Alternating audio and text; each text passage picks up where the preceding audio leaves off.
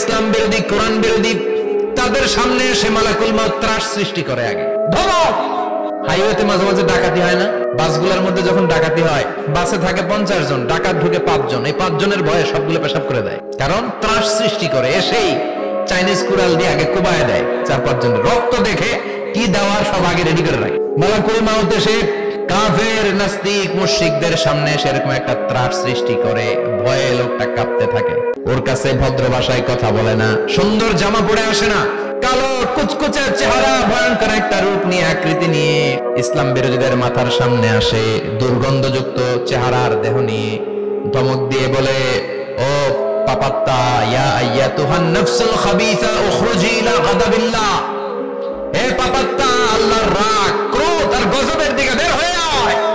মুমিনের আত্মা বলার সাথে সাথে যেমনি মুমিনের দেহ থেকে বের হয়ে জান্নাতি কাফনের ভেতরে ঢোকে, কাফেরদের আত্মাও কি এরকম তাড়াতাড়ি বেরোতে চায় নাকি? কাফেরদের আত্মা বেরোতে চায় না। ডানে দৌড়, বায়ে দৌড়, সামনে দৌড়, পেছনে দৌড়, আহা, দৌড়াদৌড়ি করে। মালাকুল মউত এটাকে টেনে হিচড়ে, একটা জীবিত ছাগলকে জবাই না করে তার চামড়া উল্টার দিকে টেনে হিচড়ে বের করলে ছাগলটা যত কষ্ট পায়, এর চেয়ে কমসে কম 70 গুণ বেশি কষ্ট দিয়ে কাফের, মুশরিক আর গাদ্দারদের রূহ কবজ করা হয়। আল্লাহ এই পরিস্থিতি থেকে তুমি আমাদের বাঁচাও। মুমিনদের রূহ যেমনি কবজ হয়, ওইভাবে রূহ কবজের ব্যবস্থা করে দিও। ঈমানের মৃত্যু নসিব করে দিও, শাহীদি মৃত্যু নসিব করে দিও। তার মানে বিমান দুর্ঘটনায় হোক, কিংবা লঞ্চ ডুবিতে হোক, কিংবা আগুনে পড়ে হোক, কিংবা আত্মঘাতী হামলায় হোক, যে যেখানেই মারা যায়, কবরের 3টা প্রশ্ন তার জন্য আছে না নাই? ইসলাম বিরোধীদের জন্য প্রশ্ন 3টা, আপনারা যারা মুমিন তাদের জন্য 4টা, আপনাদের জন্য একটা বেশি। আলহামদুলিল্লাহ। কোন কবরে এসে প্রথম প্রশ্ন করবে, মুনকার নাকির যখন চলে আসবে, 40 কদম যখন আত্মীয় স্বজনরা লাশটাকে কবরের মধ্যে দিয়ে 40 কদম চলে যায়, তখনই ফেরেশতা চলে আসে। আহা, শেষ, সব শেষ। এসে পরীক্ষা শুরু। মার রব্বুক, তোর রবের নাম কি?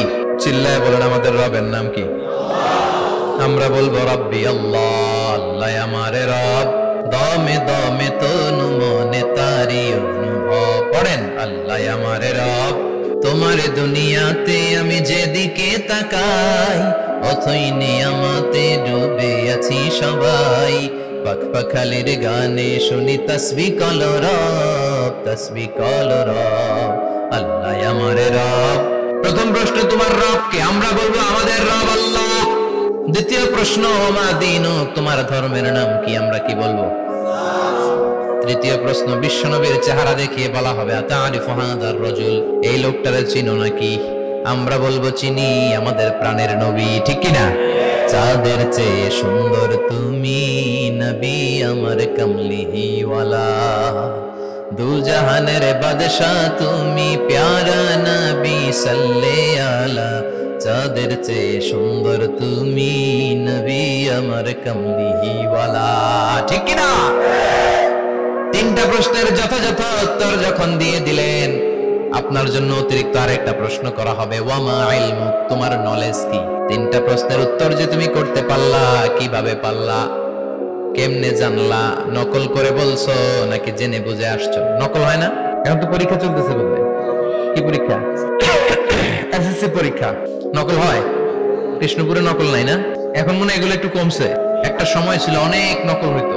পাঞ্জাবের ভিতরে নকল, পকেটে নকল, টুপির ভিতরে নকল, মৌজার ভিতরেও নকল, এমনকি মেয়েরাও নকল করে পরীক্ষার হলে আসে না নাই? স্কেলের মধ্যে লিখে নিয়ে যায়, হাতের মধ্যে লিখে নিয়ে যায়, ওড়নায় লিখে নিয়ে যায়, কাপড়ে লিখে নিয়ে যায়, আসে না নাই?